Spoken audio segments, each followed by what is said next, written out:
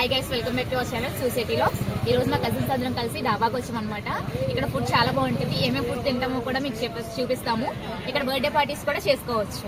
Final గా ఇంటి దగ్గర నుంచి మా కజిన్స్ అందరం కలిసి బయలుదేరాము. మా కజిన్స్ అందరం ఒక్కొక్కరు ఒక్కొక్క ప్లేస్ చెప్తున్నారు.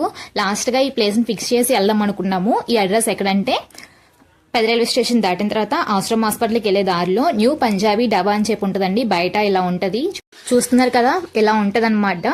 ఫుల్ లైట్ డెకరేషన్ తో ఉంటది.